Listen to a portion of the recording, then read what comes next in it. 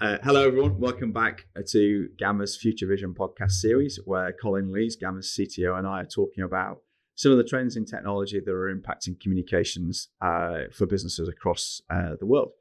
So today, we're going to talk about a topic which I know Colin has a deep passion about, which is building technology. So we've gone through a reshape of the way that we approach this within Gamma, talking about product design and delivery, bringing customer experience really to the heart of how we think about building and designing products. Do you want to say a little bit about your philosophy in that? And we can talk then about how that generalizes to technology perhaps more widely. Sure. So, and again, this might sound slightly odd for the CTO to say, but I think that technology for the sake of technology is a really big problem. And what I care about most is how do we solve customers' problems? And I think if we can understand the real world use cases and we design and build, whether it's our portal journeys or UCaaS products with the customer in mind, checking and testing as we go. Does that work for you, Chris? Would you like it to be different? Would you like it to be better? Yeah. How would you use it in the real world? Really engaging our customers in the design process so that what we come out with at the end is genuinely useful. So moving away from debating lists of features and into conversations about what are the real world use cases that we can solve for our customers. Mm-hmm. I think that's the key. So bring modern design principles into how we think about and design and build our products. Yeah. And a question I always have when we talk about engaging users is if you ask 100 people, and this happens with NPS and things like that, there will be people who score it plus 100, and the same product will be used by someone broadly similar that scores it minus 100. How do you manage human nature crossing that into technology? And the other thing classically that people throw into that mix is nobody asked for the iPhone. Yeah. So how do you understand and how do you correlate the feedback where, as you say, people's use cases are different and people don't necessarily know what they want or how to solve the problem. And I think that comes down to there are methodologies out there that are modern design practices, many of these born out of companies like Apple. Mm-hmm. So one principle, one practice that I'm very fond of is called product discovery. Mm-hmm. And that lays out a method that's proven across our industry for understanding, right, how do you gather the use cases? How do you correlate between the extremes of the two?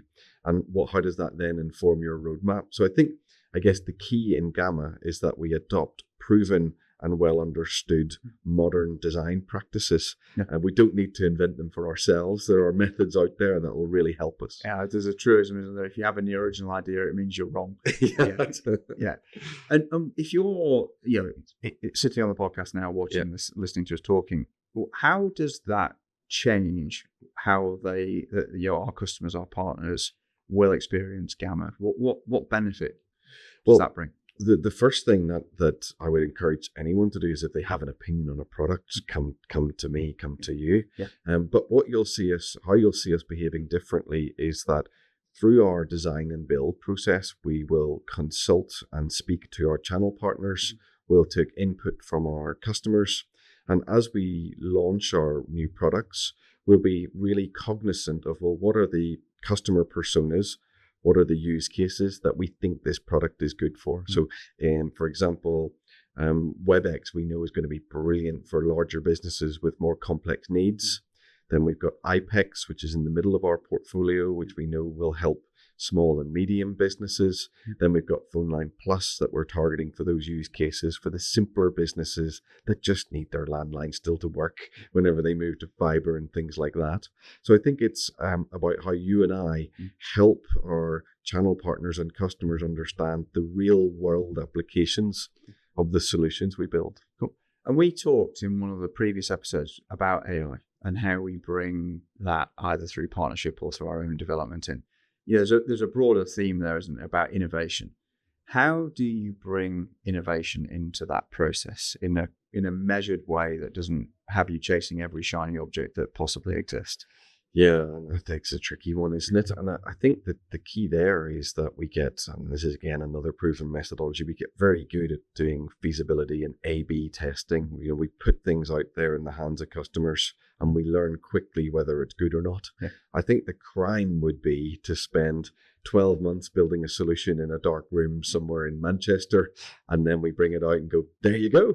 That would be the crime. What I think we need to do, particularly with emergent technologies like AI, is trial it early, get the feedback early, and learn. Yeah.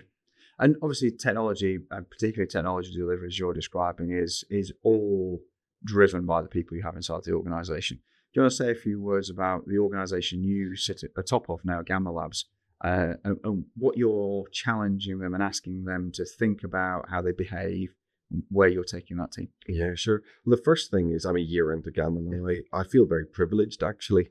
In Gamma, we've got more than 500 talented technologists that were either part of the original Gamma when it was founded or have joined us through acquisition over the years.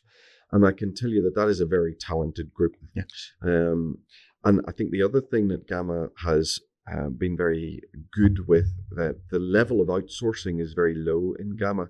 So all of the thought leadership and intellectual property comes from our brilliant technologists. I think that's a huge asset. Now, what I've been working to do is to create an environment where they're able to succeed. So what does that mean? Well, in technology, the first thing you need to have is a super clear roadmap, an agreement with the business around what you're going to deliver. And you've been brilliant as a partner in that, Chris, but I feel that we've now got very clear roadmaps. What that allows the technology team to do is focus on building those things brilliantly. And that's where introducing our new design methodologies will help. So we've given the team clarity on what we need them to do. Yeah. Now we need to give them the space to do what they do brilliantly. And I suppose that's a lesson from technology into business, isn't it? If you're really super clear on what you're doing, you build the organization to line up against it, you've got a much greater chance of getting to the sort of gold standard of repeatable, successful, predictable delivery. True in many things in life. If you're the classic example, if you're busy spinning plates, well, you're not going to get very much done because you're literally just keeping them up there. Whereas if you can be super clear what you want to achieve, then you can really get a lot done. Yeah, awesome. Thanks, Colin. I hope you enjoyed that conversation between Colin and I, talking about not just technology, but how it is delivered in the modern world, how Gamma's evolving our ability and capacity and capability to deliver technology to the market. And we'll speak again soon.